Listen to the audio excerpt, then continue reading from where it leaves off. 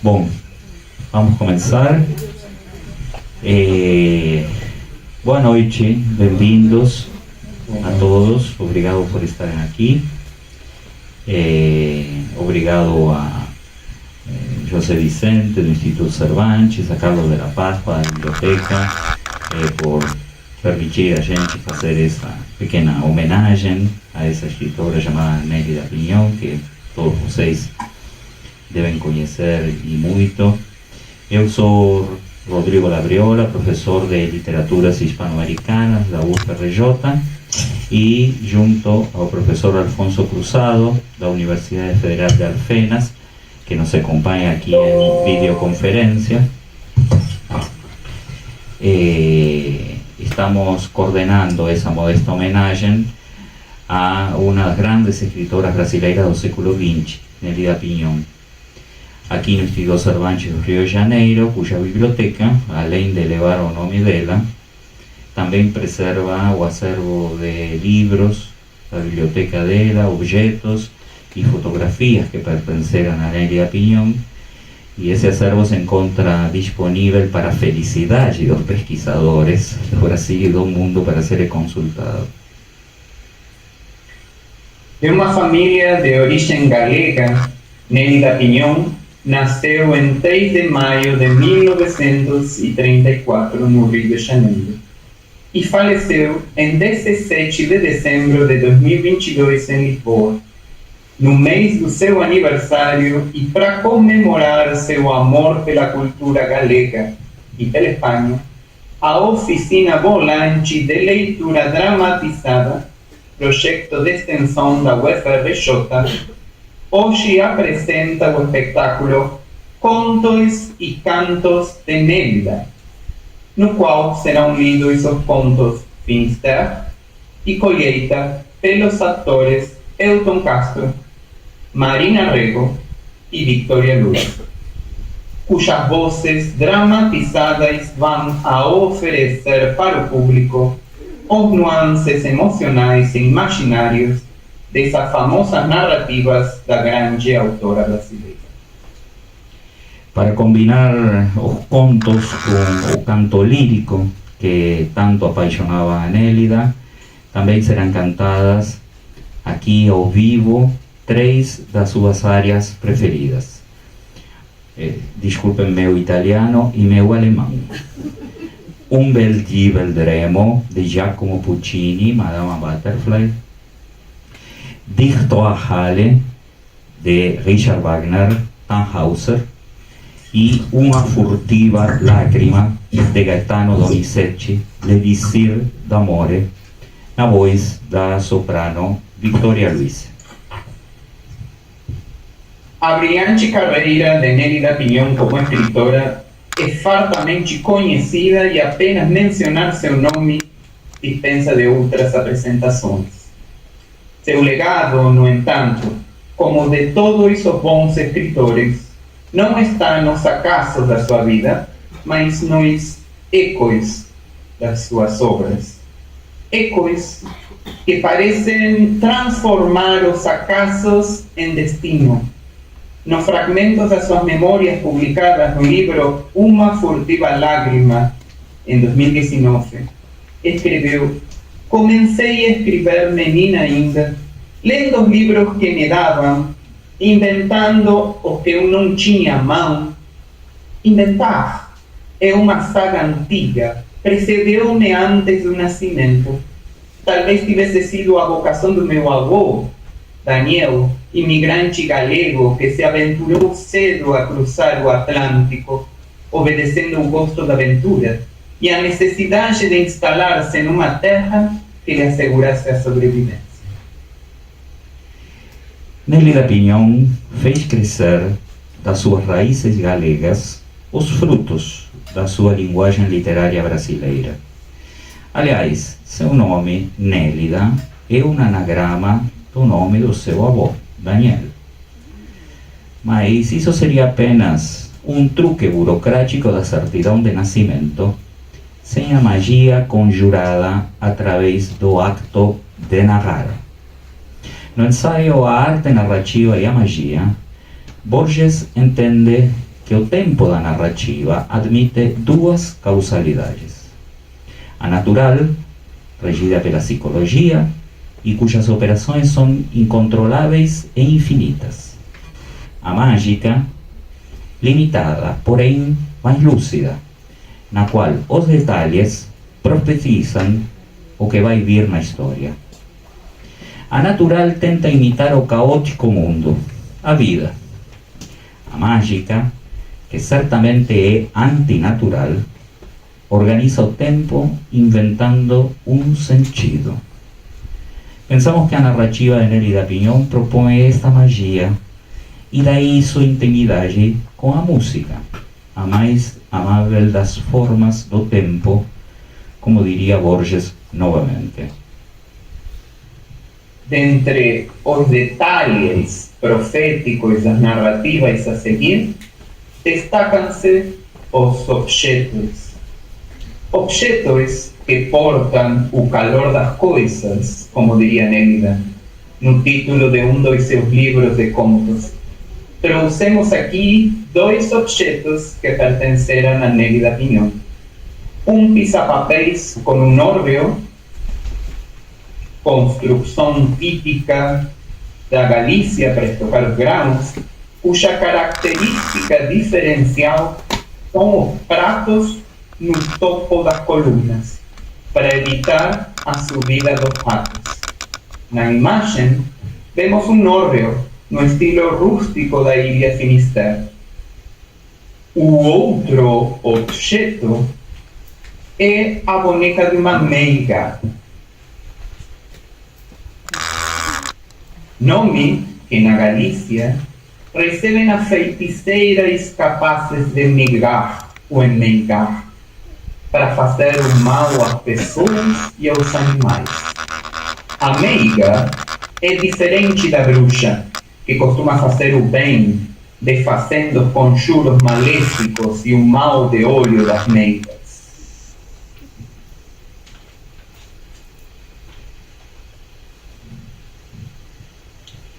Mas o bem e o mal, nas narrações, são magias menores do que as vozes mesmas que narram a história e domesticam o tempo. Ora ganham a carnadura das velhas, ora a fartura dos grãos, e assim também se perdem rumo à tumba ou à fome, no decurso cíclico do tempo, feito de repetições e diferenças, de ritmos e variações. Por isso, talvez no seu livro póstumo intitulado Os Rostos que Tenho, de 2023, Nélida Pinhón escreveu: ouço a música e estou a salvo. As notas musicais golpeiam-me com sua secreta misericórdia. Afinam-me os sentimentos. Elejo então o compositor que há de me aliviar das incertezas que me incendeiam. Assim começa, então, Contos e Cantos da Nélida. Mais uma vez, obrigado pela presença e bom espetáculo. Obrigado pela presença a todos. Bom espetáculo.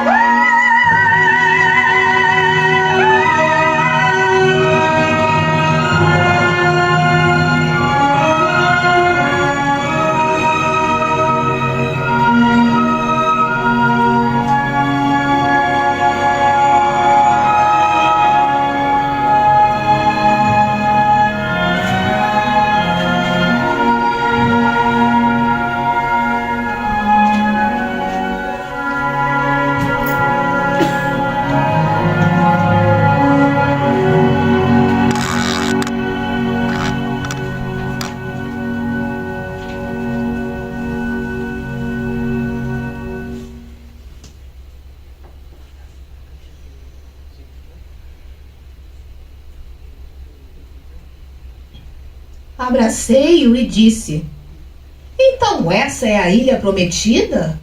Fez que sim, com a cabeça. Há muito eu devia-lhe a visita. Cruzar o mar, aproximar-me dos relevos da ilha. Juntos haveríamos de comer do mesmo pão. Tinha agora 70 anos, mas bem mais jovem. Havia-me tomado nos braços e arrastou-me até a pia batismal. Eu esperei que chegasse antes da minha morte, confessou.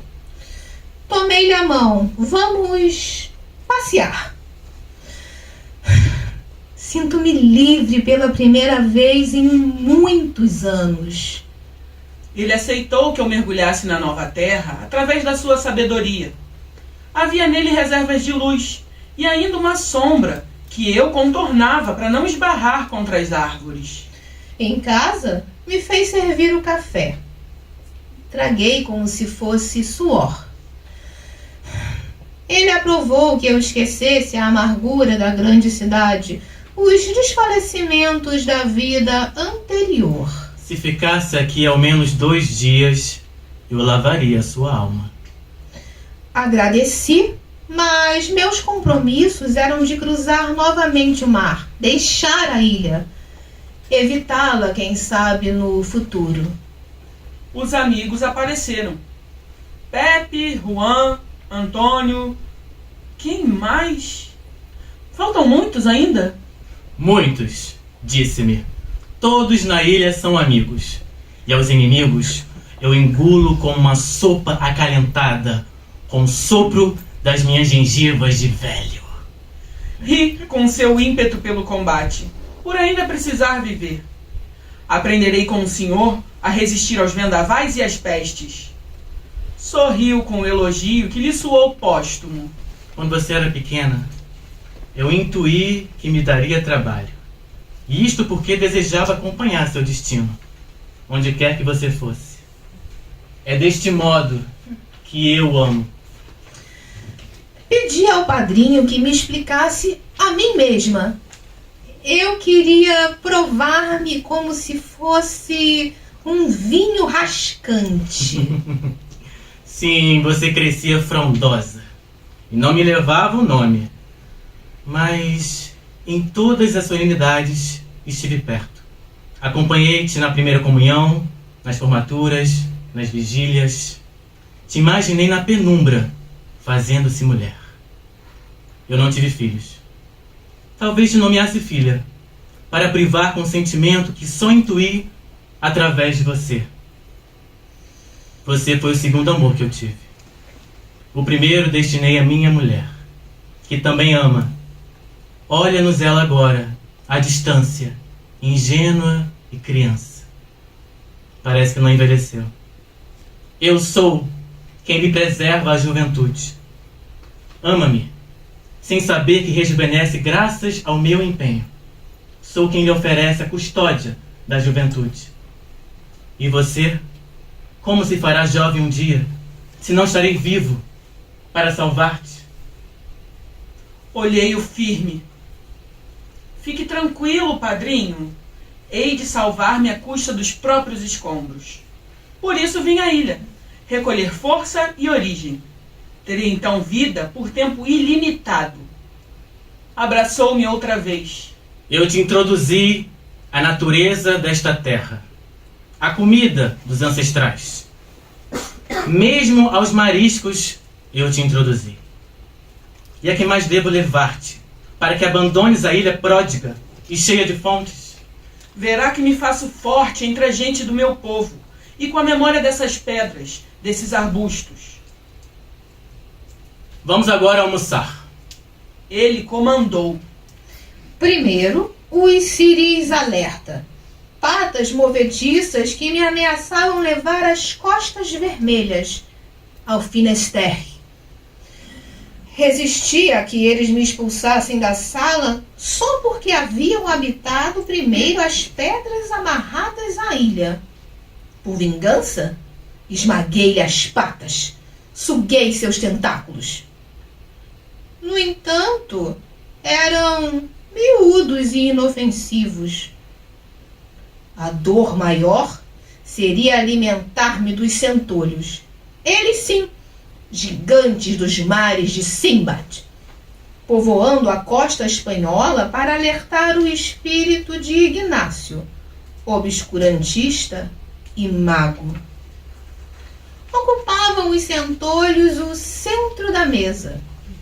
Cedi-lhes meu lugar e, ao mais robusto da espécie, disse: Querendo, te convido a bailar a valsa dos 15 anos. O animal escancarou a boca. Eu ignorava se tinha sexo, se me queria devorar, ou se bastava que eu lhe enfiasse o dedo pelas entranhas para banhar-me de suas vísceras e de suas correntes marítimas. Onde se localizaria o coral dessa criatura de patas terrestre? Logo o coral, a parte menos intransigente do seu corpo e a mais saborosa. Padrinho, busca o coral para mim. É terno, vermelho, ligeiramente amargo e, se não me cuido, ele me devora. Mas eu quero comê-lo com a boca aflita, hesitante, orgulhosa. Com um garfo, ele mergulhou diversas vezes nas entranhas do crustáceo e trouxe-me como um caçador de esponjas o coral ambicionado. Mastiguei a delicada porção de olhos fechados, fazendo amor com um coral nascido de recantos primevos, de uma carapaça mais antiga e sólida que a minha pele. Padrinho, com qual direito exalto a tua terra? Envelheço comendo teus animais maliciosos, que têm espírito de ilha, sem serem ingleses. Colonialistas educados. O padrinho premiou-me com mexilhões, que, estúpidos e ambiciosos, deixam-se prender às plataformas imitando terra. Depois, as amêijoas, as vieiras, sim, elas próprias, arrastando o denodo das peregrinações jacobinas. Aonde iremos com tantas referências culturais, padrinho? Para mim, a vieira é ainda a concha peregrina de Santiago. Os peregrinos as mergulhavam nas águas boas e nas águas más. Ao longo do trajeto, a vida dependia delas. Queriam evitar os poços e os riachos envenenados, ou mesmo as questões de fé. Ele pressentiu que o vinho e os animais da casa me perturbavam. Contrário a ele, que jamais perderia as próprias raízes quando eu tomasse o barco de regresso. Cabia-lhe, pois, cuidar que eu levasse de volta ao Brasil os mesmos olhos com que chegara, sem perder a nacionalidade, esse cravo espetado no coração. Padrinho, eu sou uma brasileira aflita com as trilhas do mundo. Assim, até um centolho ameaça o meu futuro. Força-me a vigília, ensina-me a honra e a incerteza ao mesmo tempo. Eu trouxe cozido, banhado de lugar e gordura. Aquele porco precisamente havia sido educado distante dos detritos marítimos, capazes todos de deformarem a melhor carne que um animal da terra ainda teria a oferecer-nos. Mas, para que também usufruísse da ilha, permitiram ao porco absorver o cheiro do mar. A marisia não lhe estragava a carne. Durante a semana, alimentava-se de milho, mas aos sábados e domingos o regalavam com castanhas e batatas. Prove desta maravilha, afilhada. Até Deus perdoa este pecado de orgulho. Com os olhos fechados, eu mastiguei a carne. Garanti-lhe a sobrevivência na memória. Pelo resto da vida hei de cantar esta carne, padrinho. Ele apreciou que eu também tivesse recebido a educação que identificava os sumarentos detalhes cultivados por ele. A vida não podia ser frugal, seca, sem ilusões. A vida, afilhada, deve permitir excessos. Beijei-lhe a mão, levada pela emoção e pelo vinho tinto que borrava a taça de porcelana. Meus lábios emitiam sons com dificuldade, e apesar da civilização galega, eu lutava pela fala. O repasto estendeu-se por 2 horas. O padrinho exibia os tesouros que eu tomava nos braços. Dirigia-me a eles concedendo-lhes origem, paladar, razão de ser. Afinal, saíra do ventre montanhês daquela raça. Eu os havia deixado levada por correntes marítimas. Assim poderia regressar a ela sempre que quisesse. Especialmente porque os ibéricos navegavam assaltados pela emoção. E havia ainda a morinha, que não é o cheiro deformado da carne, mas a deformação da saudade, consentindo que eu a tomasse no peito, a espargir-me com seu espírito de aventura. Salve a terra, padrinho! A que terra queres homenagear, afilhada? A terra do mundo! A terra em que pisamos todos e ao mesmo tempo. A terra em que se voa através dos sonhos, como nos ensinaram os celtas, esses desgraçados irlandeses a que nos afiliamos. Só não quero, como os druidas, matar, apesar da minha paixão pelas árvores, as pedras, a noite que nos perde. Ele sorriu depois do conhaque. Vou te levar pelos caminhos da ilha. Repousamos meia hora. Ele me prometera a eternidade se saísse viva da ilha. Hás de dominar a arma que enfiem em seu corpo. Comprometi-me com ele que sobreviver era a mais longa aprendizagem. Andando pela ilha, a brisa das rias galegas me sufocava. Devia respirar com naturalidade para apossar-me do próprio corpo, que me parecia novo agora. A quem mais preciso conhecer para conhecer a todos? O padrinho riu. Eu sei da tua inquietação, mas respeite a minha capacidade de surpreender-te. Pedi-lhes desculpas em nome de uma voracidade que estava em todas as partes. Acaso aprenderia a viver em paz com ela? Tomou a minha mão. Eu não te quero apaziguada, ainda que eu já tenha morrido. Você é a minha última certeza. E se sobreviver a mim, terei prolongado a minha vida na terra. Saberia ele realmente da minha vida se lhe escondi sempre as sombras retocadas com uma breve luz? Mas, ofertando-me a terra, ele simplesmente identificava minha vocação para a vida. Disse-lhe: sou o céu e o inferno entrelaçados. Pareceu não se importar. Veja aquela roca. Indicou-me a única parte alta da ilha, uma vegetação carbonizada. Não é verdade que quis ser pássaro na infância? E sonhou desprender-se dali? Concordou e acelerou em seguida os passos. Tinha hábito de correr, apesar da idade. Atravessei o Atlântico, as terras castelhanas, as rias. E o que mais vencerei para ouvir-te, padrinho? Visitemos agora os que se aprontam para morrer. Através da piteira, expulsava nervoso a fumaça do cigarro. Não tragava nenhuma espécie de vida por muito tempo. Detivemo-nos diante do sobrado de pedra de 2 andares, pertencentes a um ramo materno.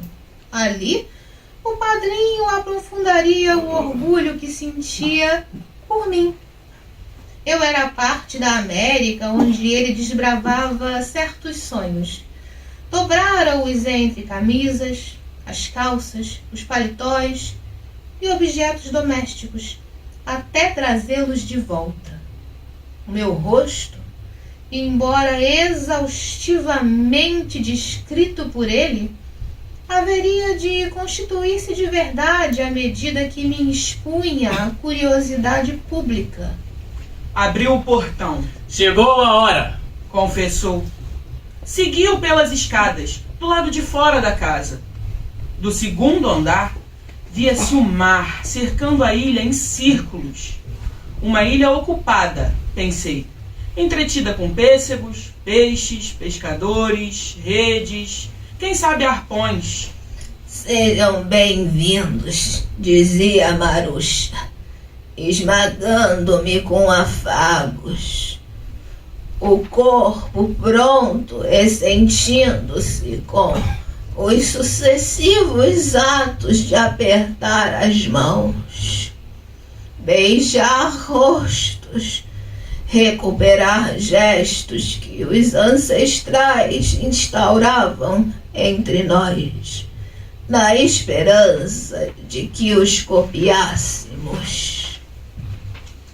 Sentada à mesa, com farta fruteira no centro, de tal modo iludi-me com um amor que, em vez de frutas, pensei ver mariscos marietados com barbantes. Eu mastigava homens, mulheres, crianças, para não esquecê-los. Viera da América com visível sinal de antropofagia. Havia chegado o momento da América recolher de volta os tesouros, arrastá-los até as naus, prontas para o embarque. Em todos os portos eu dispunha de barcos. Agradeci o café com gestos galantes que eles entenderiam. São raros, aliás, os que compreendem os sintomas da galanteria. Alguns chegam a pensar que é expressão de um sistema decadente. Outros a tomam como disfarce da verdade que não ousa vir à tona. Quando ser galante é agradecer a fruta trazida na bandeja e que talvez te incomode no futuro, mas de que não se pode privar se realmente almeja-se a vida. A coragem de privar com os costumes humanos. E ser galante, padrinho, não é evitar a morte alheia por motivos fúteis? Tinha o padrinho posição firme a respeito. Galanteria para ele era a prova da estima universal. Através dela, concede-se ao próximo a honra de viver com dignidade, em troca da mesma honra que acabou ele de nos assegurar. Exatamente. Essas teriam sido minhas palavras se eu já dispusesse de uma linguagem. Logo eu, que viera à ilha em busca da minha futura expressão. E se cedo não admitisse a ilha, e o seu fundo de mar atapetado de náufragos e iodo, não mereceria a linguagem que começava a organizar-se em mim, como uma longa civilização, cujo rosto se temeu sempre desvendar. Vim para saber, padrinho. Não, você veio para reconhecer-se. E repartiu entre os presentes a broa fresca. Prove deste pão, amassado com amor. Enquanto eu esforçava-me em homenagear aquela casa, o padrinho começou a fotografar-me. Fixava com avidez inesperada instantes dos quais eu viria envergonhar-me. Vergonha de não ter sido forte, de não ter avaliado a intensidade daquele domingo numa ilha galega. Eu não queria que ele me regalasse um dia com a visão de um passado sem alma. De que serve o futuro povoado de retratos amarelos? Em torno da mesa, discutiam-se os rumos da ilha.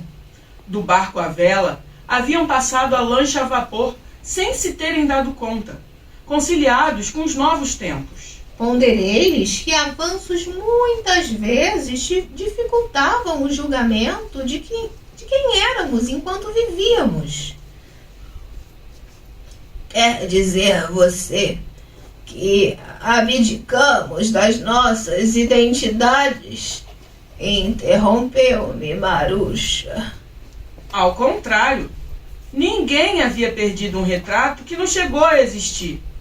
O que em seu lugar existiu, sim, foi um pobre desenho de linhas frágeis e apagadas, com o qual mal nos identificávamos.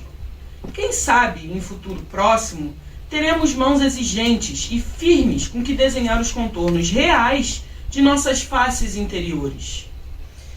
Maruxa pediu: fique alguns dias na ilha. Me cederia um quarto com balcão florido, diante do mar, para eu meditar intensamente. Há de se sentir inspirada. Insinuava-me a criação. Infelizmente, partiria naquela noite. A ilha era um perigo que devia evitar, especialmente aquela com regaço de calor, peixe, memória. Olhei o padrinho e transferi-lhe a narrativa. Que nos contasse a história de Gonzales.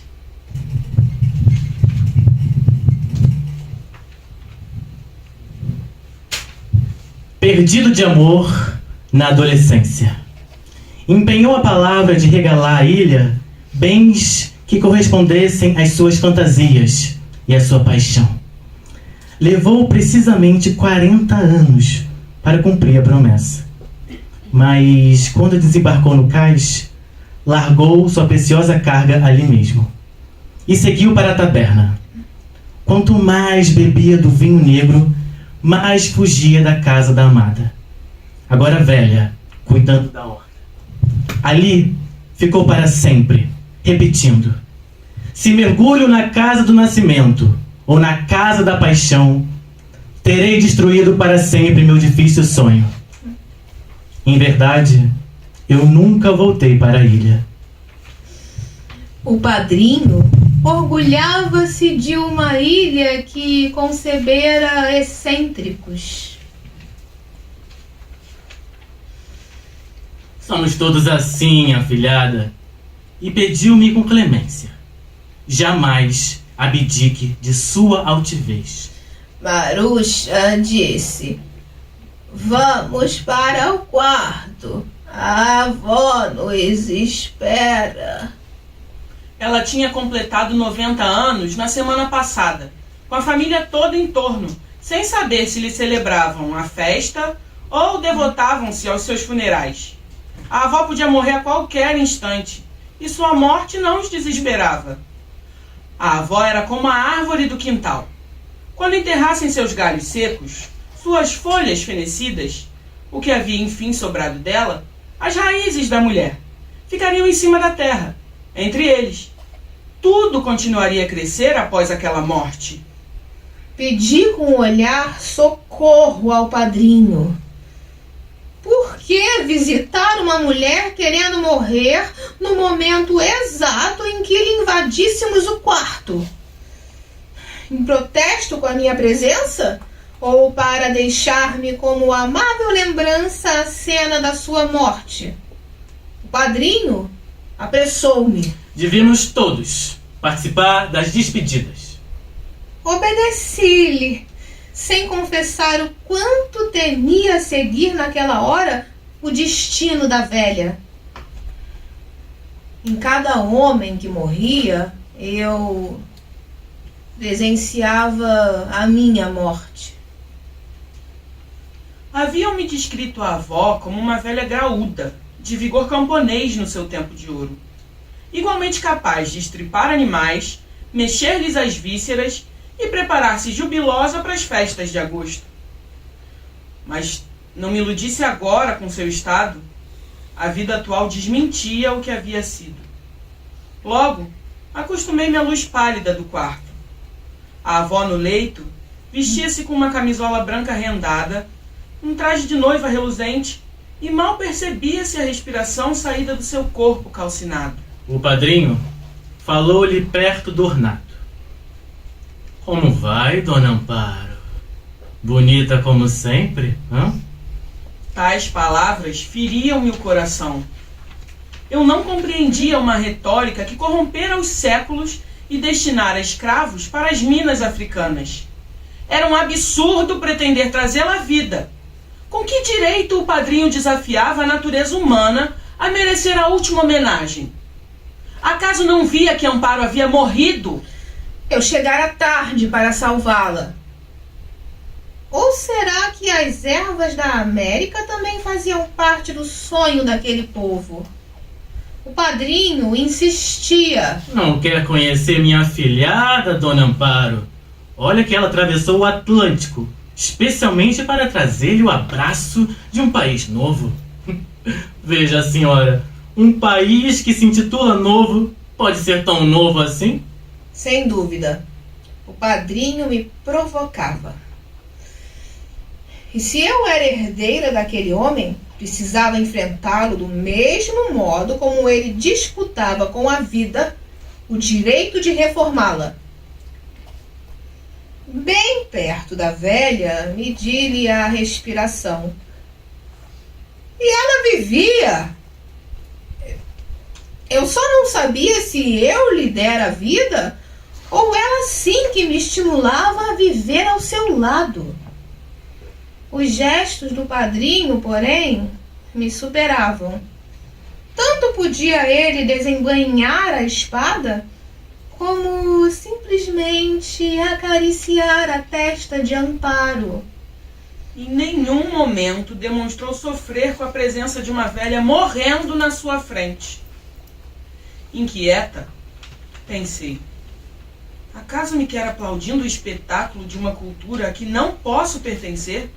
E isso porque vim de muito longe? Ele prosseguia no combate. Queria a velha de volta à terra. Dizia seu nome e aguardava que ela obedecesse.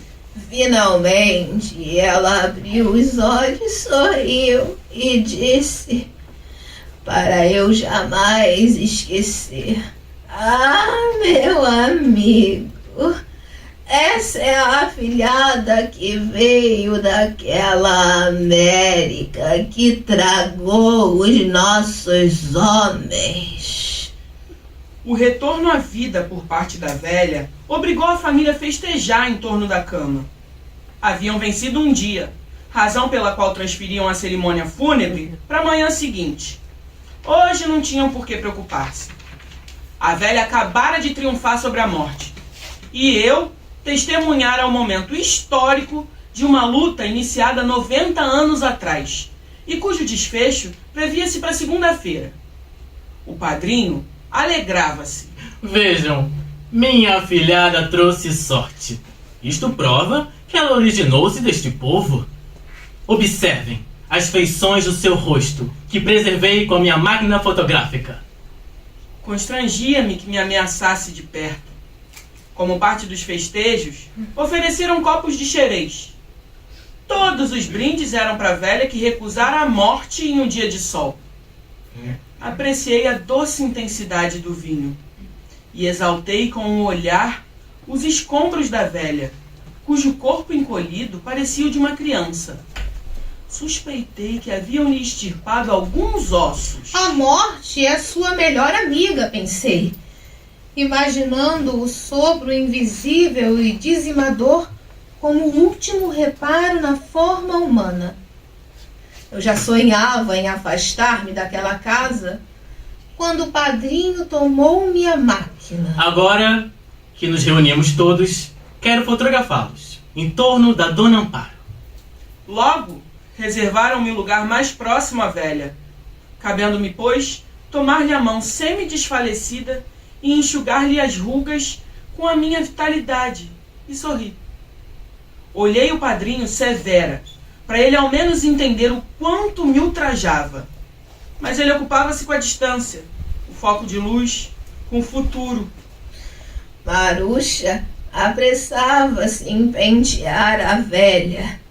Combatia os fios rebeldes que lhe vieram diretamente da juventude. Por sua vez, a Dona Amparo esforçava-se em abrir os olhos. Não queria morrer enquanto a fotografassem. Sem saber o que fazer, curvei-me para alcançar-lhe a mão e, estreitando-a entre meus dedos, temi que a vida escapasse pelas suas unhas. Rápido, tampei-as com meu calor empenhada em que a vida lhe voltasse pelos mesmos canais que a queriam desfalcar de esperança e sangue. Ela melhorou com meu ato de heroísmo. O padrinho continuava a exigir sorrisos. Eu não sabia se lhe mostrava dentes rijos que arrancaram outrora carne com o ímpeto do seu voo faminto, ou exibia-lhe os lábios cerrados, um grave muro de silêncio. Devia, porém, esforçar-me, ser natural como os que bebem o sumo das laranjas, tangerinas, bergamotas, combater toda a aflição com a certeza da vida no bolso. Comecei a usufruir da velha como se ela tivesse 20 anos. De cabelos negros, ela apareceu me oferecendo um pente. Foi o pente das minhas núpcias.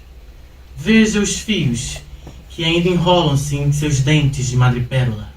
Também o pente e a tua futura morte devo lhe levar de volta à América?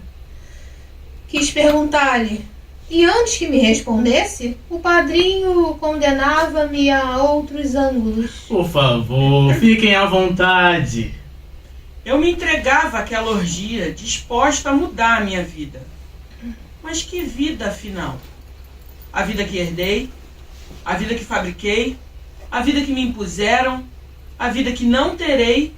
Ou a vida proibida, que não está na casca da pele, mas na pele íntima do sangue?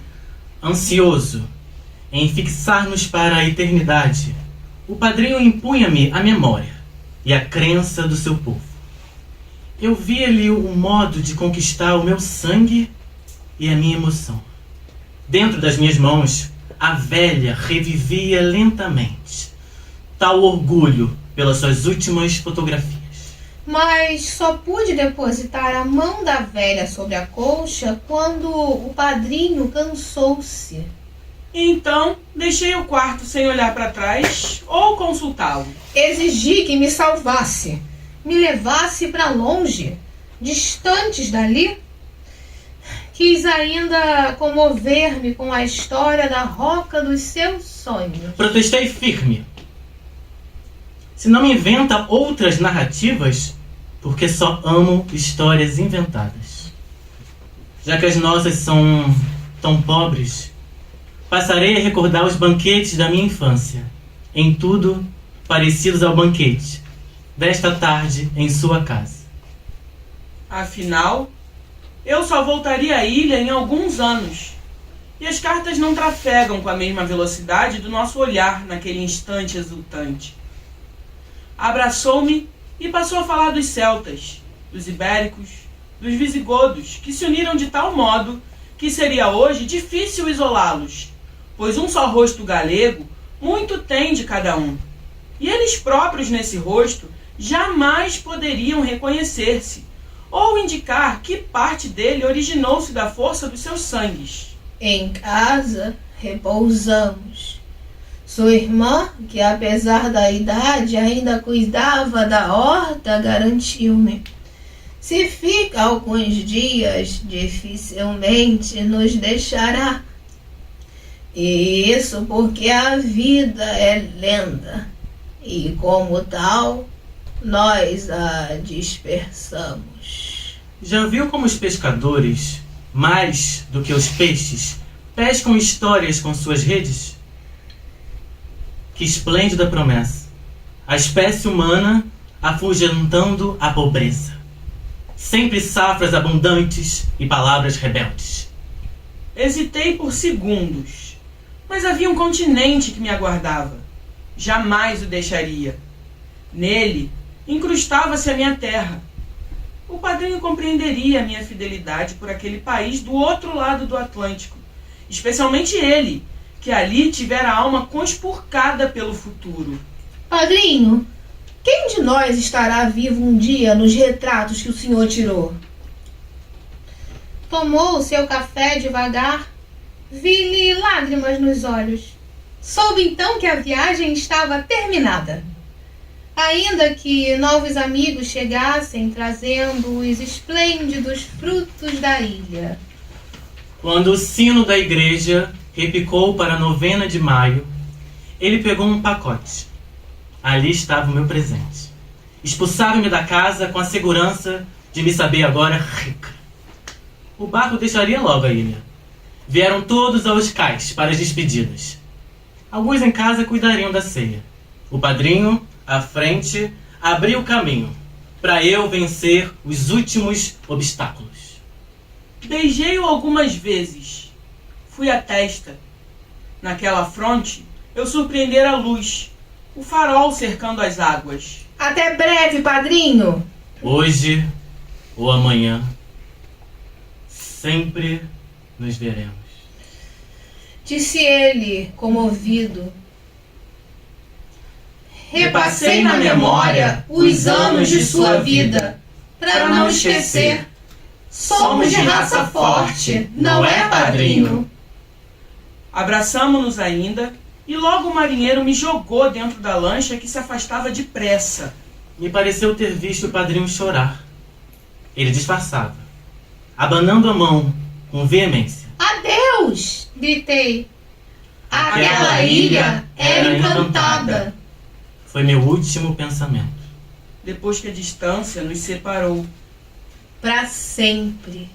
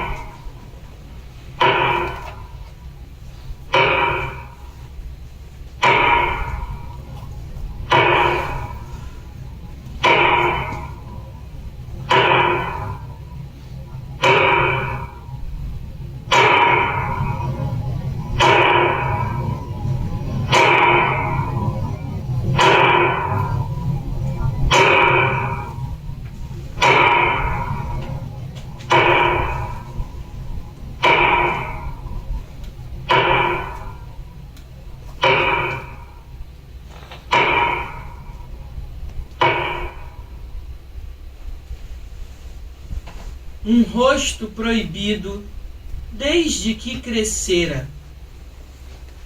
Dominava as paisagens no modo ativo de agrupar frutos e os comia nas sendas minúsculas das montanhas, e ainda pela alegria com que distribuía sementes. A cada terra a sua verdade de semente. Ele se dizia sorrindo.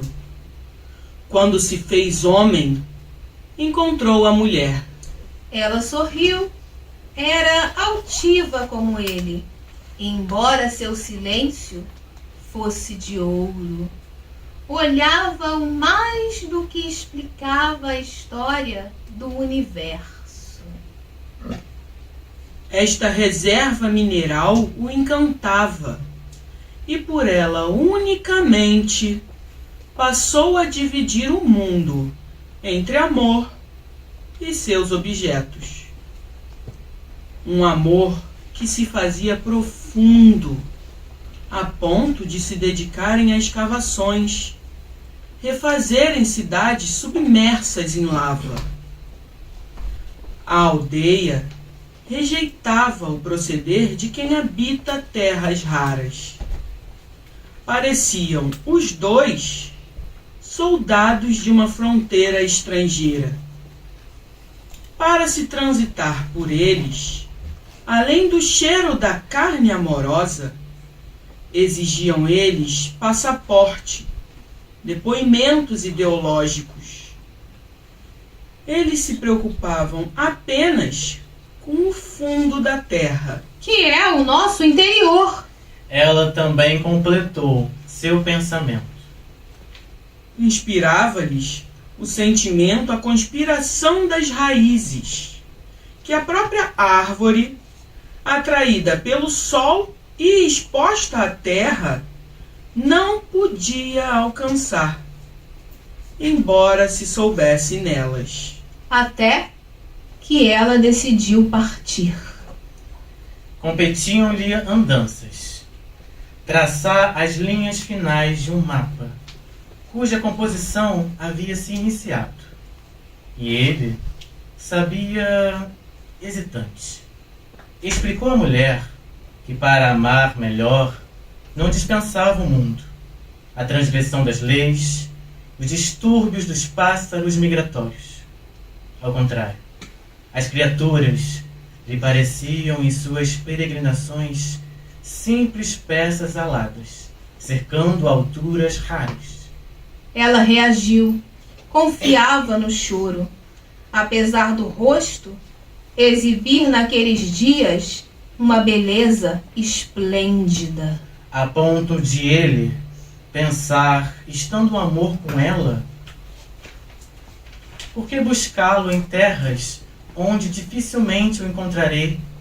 Insistia na independência. Sempre os da sua raça adotaram comportamento de potro, ainda que ele, em especial, dependesse dela para reparar certas omissões fatais.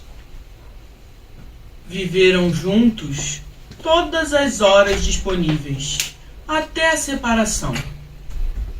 Sua última frase foi simples: Com você conheci o paraíso. a delicadeza comoveu a mulher, embora os diálogos do homem a inquietassem. A partir desta data, trancou-se dentro de casa, como os caramujos que se ressentem com o excesso da claridade, compreendendo que talvez devesse preservar a vida de modo mais intenso para quando voltasse. Em nenhum momento deixava de alimentar a fé, fornecer porções diárias de carpas oriundas de águas orientais ao seu amor exagerado. Em toda a aldeia, a atitude do homem representou uma rebelião a se temer. Seu nome procuravam banir de qualquer conversa. Esforçavam-se em demolir o rosto livre e sempre que passavam pela casa da mulher, faziam de conta que jamais ela pertencera a ele. Enviavam-lhe presentes, pedaços de toicinho, cestas de pera e poesias esparsas, para que ela interpretasse através daqueles recursos o quanto a consideravam disponível, sem marca de boi e as iniciais do homem em sua pele. A mulher raramente admitia uma presença em sua casa. Os presentes entravam pela janela da frente, sempre aberta, para que o sol testemunhasse a sua própria vida, mas abandonavam a casa pela porta dos fundos, todos aparentemente intocáveis. A aldeia ia lá para inspecionar os objetos que de algum modo a presenciaram, e eles não, pois dificilmente aceitavam a rigidez dos costumes. Às vezes, ela se socorria de um parente para as compras indispensáveis. Deixavam eles, então, os pedidos aos seus pés. E na rápida passagem pelo interior da casa, procuravam a tudo investigar. De certo modo, ela consentia para que vissem o homem ainda imperar nas coisas sagradas daquela casa. Jamais faltou uma flor diariamente renovada próxima ao retrato do homem. Seu semblante de águia. Mas, com o tempo, além de mudar a cor do vestido, antes triste, agora sempre vermelho, e alterar o penteado, pois decidira manter os cabelos curtos, aparados rentes à cabeça. Decidiu por eliminar o retrato. Não foi fácil a decisão. Durante dias rondava o retrato. Sondou os olhos obscuros do homem. Ora o condenava, ora o absolvia. Porque você precisou da sua rebeldia? Eu vivo só. Não sei se a guerra tragou você. Não sei sequer se devo comemorar a sua morte com o sacrifício da minha vida. Durante a noite, confiando nas sombras, retirou o retrato e o jogou rudemente sobre o armário. Pôde descansar após a atitude assumida. Acreditou, deste modo, poder provar aos inimigos que ele habitava seu corpo independente da homenagem. Talvez tivesse murmurado a algum dos parentes, entre descuidada e oprimida, que o destino da mulher era olhar o mundo e sonhar com o rei da terra. Recordava a fala do homem em seus momentos de tensão. Seu rosto, então, igualava-se à pedra, vigoroso, uma saliência em que se inscreveria uma sentença para permanecer. Não sabia quem, entre os dois, era mais sensível à violência. Ele, que se havia ido. Ela, que tivera que ficar. Só com os anos foi compreendendo que se ele ainda vivia, tardava a regressar. Mas, se morrera, ela dependia de algum sinal para providenciar seu fim. E repetia, temerosa e exaltada: algum sinal para providenciar o meu fim. A morte era uma vertente exagerada, pensou ela, olhando o pálido brilho das unhas, as cortinas limpas, e começou a sentir que unicamente conservando a vida, homenagearia aquele amor mais pungente que búfalo, carne final da sua espécie, embora tivesse conhecido a coroa quando das planícies. Quando já se tornava penoso em excesso conservar-se dentro dos limites da casa, pois começara a agitar nela uma determinação de amar apenas as coisas venerandas, fossem pó, aranha, tapete rasgado, panela sem cabo, como que adivinhando, ele chegou. A aldeia viu o modo de ele bater na porta, com a certeza de se avizinhar ao paraíso. Bateu 3 vezes. Ela não respondeu. Mais 3. E ela, como que tangindo a reclusão, não admitia estranhos.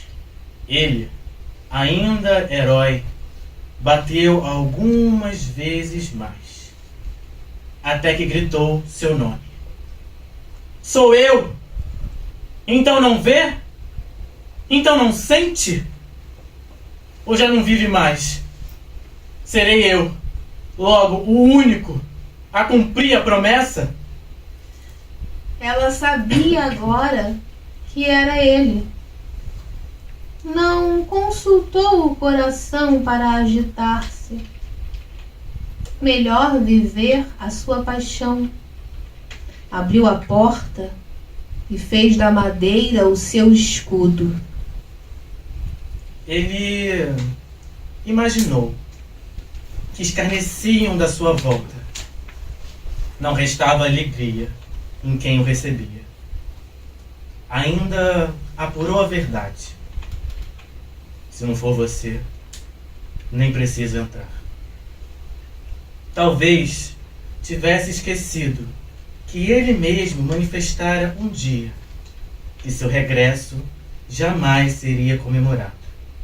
Odiaria o povo abundante na rua, vendo o silêncio dos dois após tanto castigo. Ela assinalou na madeira a sua resposta. E ele achou que devia surpreendê-la segundo seu gosto. Fingia a mulher não perceber seu ingresso casa adentro. Mais velho, sim, a poeira colorindo original as suas vestes. Olharam-se como se ausculta a intrepidez do cristal.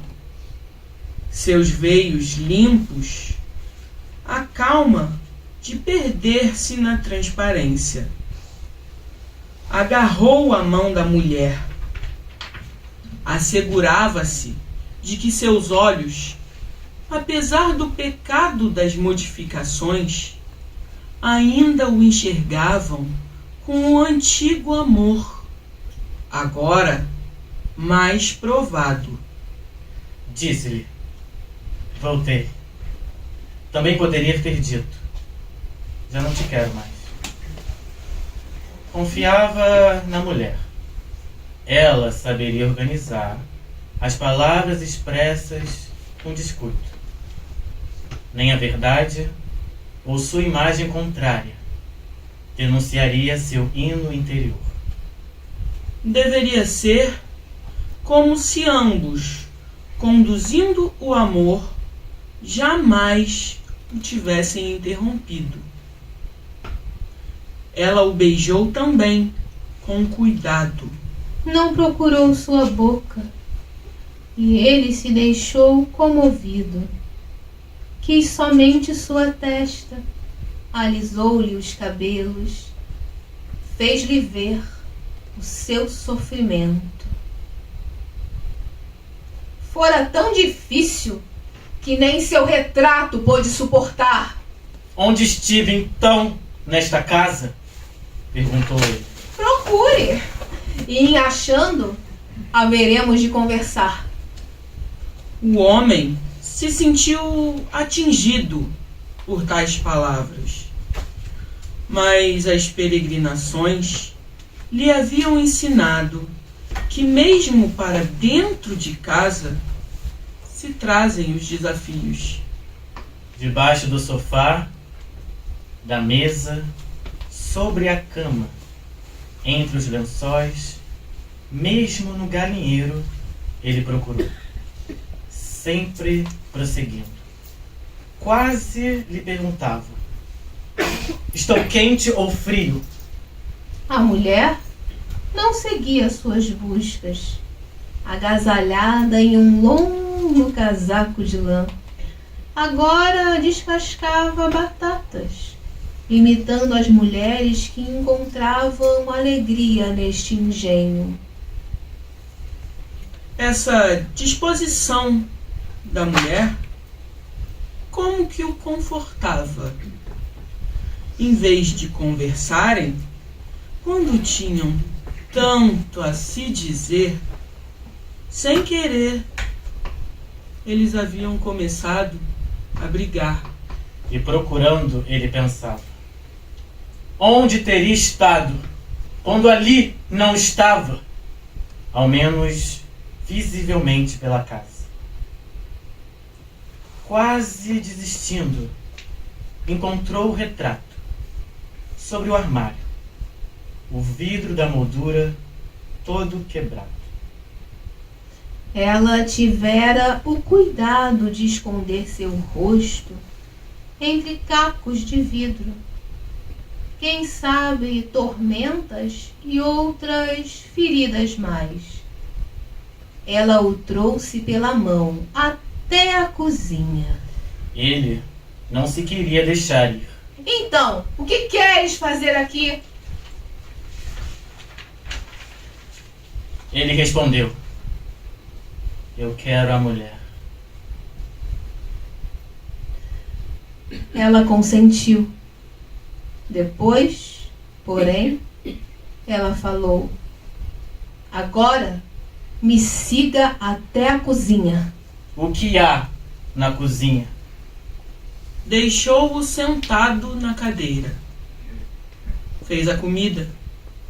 Se alimentaram em silêncio. Depois, limpou o chão. Lavou os pratos. Fez a cama, recém-desarrumada. Tirou o pó da casa. Abriu todas as janelas, quase sempre fechadas naqueles anos de sua ausência. Procedia como se ele ainda não tivesse chegado, ou como se jamais houvesse abandonado a casa. Mas se faziam preparativos, sim, de festa. Vamos nos falar? Ao menos agora que eu preciso, ele disse. Eu tenho tanto a lhe contar.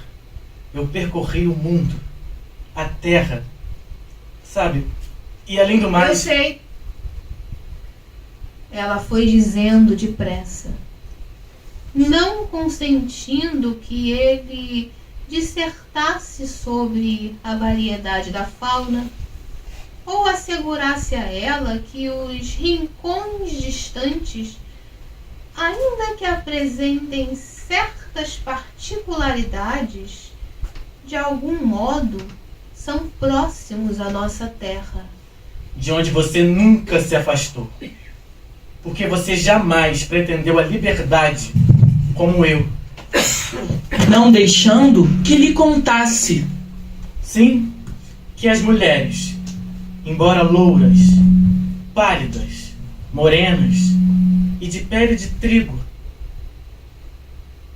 não ostentavam o seu cheiro.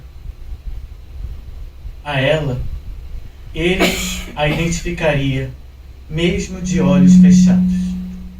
Não deixando que ela soubesse das suas campanhas. Andou a cavalo, trem, veleiro, mesmo helicóptero. A terra era menor do que supunha. Visitara a prisão, razão de ter assimilado uma rara concentração de vida, que em nenhuma parte, senão ali, jamais encontrou. Pois todos os que ali estavam não tinham outro modo de ser, senão atingindo diariamente a expiação. E ela, não deixando ele contar o que fora o registro da sua vida, ia substituindo com palavras dela então o que ela havia sim vivido. E de tal modo falava como se ela é que houvesse abandonado a aldeia, feito campanhas abolicionistas, inaugurado pontes, vencido domínios marítimos, conhecido mulheres, homens, e entre eles se perdendo, pois quem sabe não seria de sua vocação reconhecer o amor pelas criaturas. Só que ela, falando, dispensava semelhantes assuntos. Sua riqueza era enumerar com volúpia os afazeres diários a que estivera confinada desde a sua partida. Como limpava a casa, ou inventara um prato talvez de origem dinamarquesa e o cobriu de verdura. Diante dele fingia-se coelho, logo assumindo o estado que lhe trazia graça. Alimentava-se com a mão e sentia-se mulher.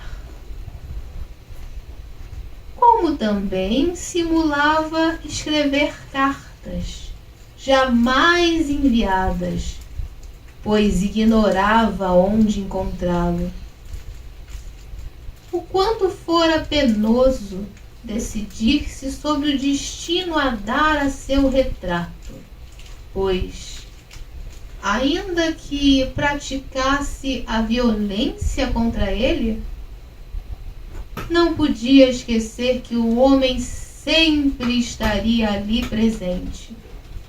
Seu modo de descascar frutas, tecendo delicadas combinações de desenho sobre a casca, ora pondo em relevo um trecho maior do que a polpa, ora deixando o fruto revestindo apenas rápidos fiapos de pele.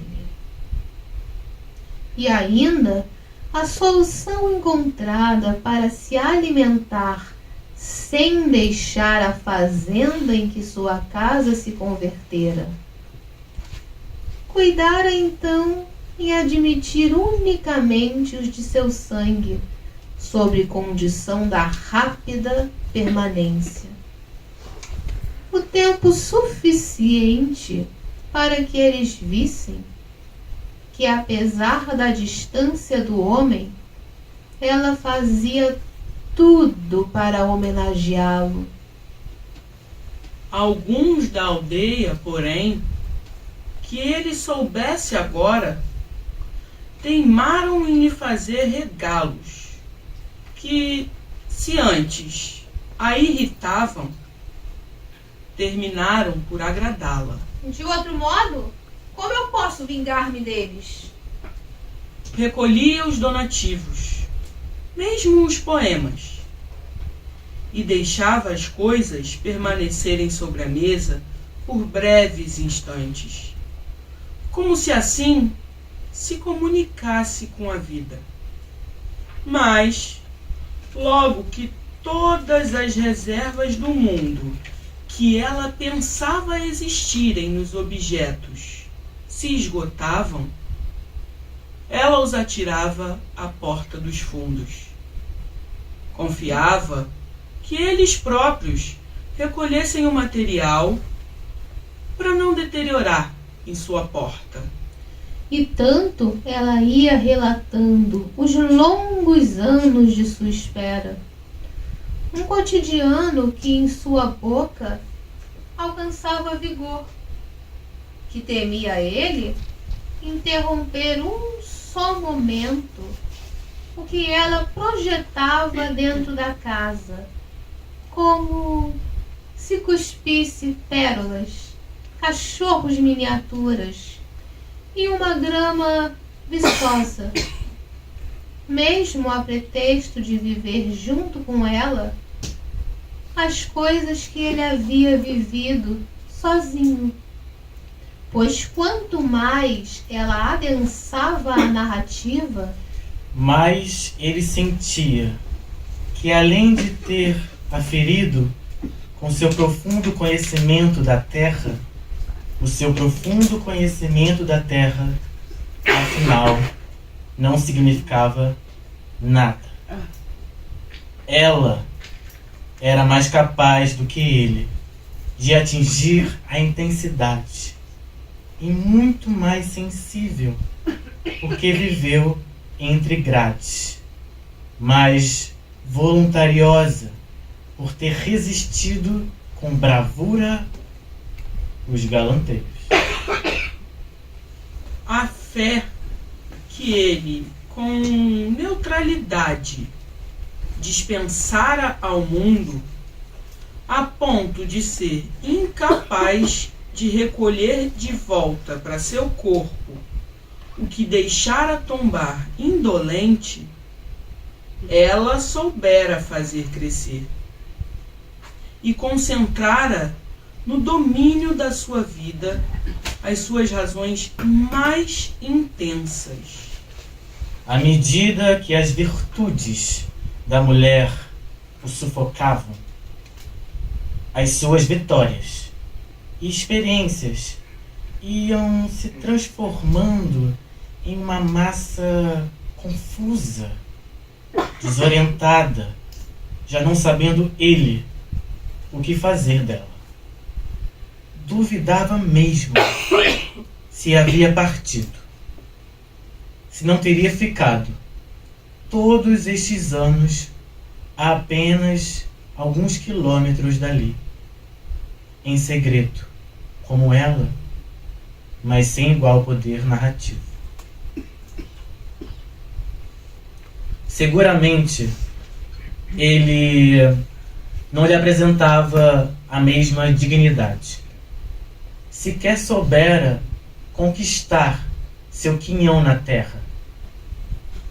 Nada fizera, senão andar e pensar, que aprendeu verdades, diante das quais a mulher haveria de capitular. No entanto, ela, confessando a jornada dos legumes, a confecção misteriosa de uma sopa, selava sobre ele um penoso silêncio. A vergonha de ter composto uma falsa história o abatia. Sem dúvida, estivera ali com a mulher o todo o tempo. Jamais abandonara a casa, a aldeia, o torpor a que o destinaram desde o nascimento, e cujos limites ele, altivo, pensou ter rompido. ela não cessava de se apoderar das palavras. Pela primeira vez em tanto tempo, explicava sua vida. Tinha prazer de recolher no ventre, como um tumor que coça as paredes íntimas, o som da sua voz. E enquanto ouvia a mulher, devagar, ele foi rasgando o seu retrato, sem ela o impedir.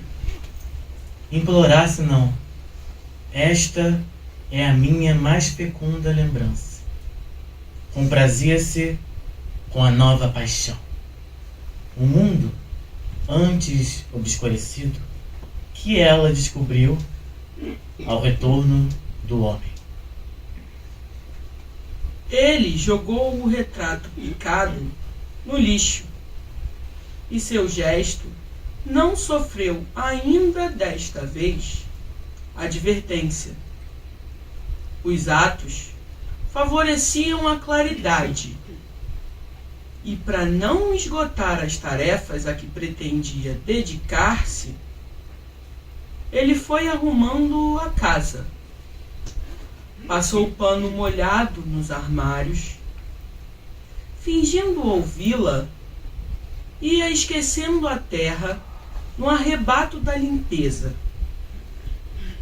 E quando a cozinha se apresentou imaculada, ele recomeçou tudo de novo. Então, descascando frutas para a compota, enquanto ela lhe fornecia histórias indispensáveis ao mundo que precisaria aprender, uma vez que a ele pretendia dedicar-se para sempre. Mas, de tal modo, agora arrebatava-se, que parecia distraído. Como pudesse dispensar as palavras encantadas da mulher, para adotar, afinal, o seu universo.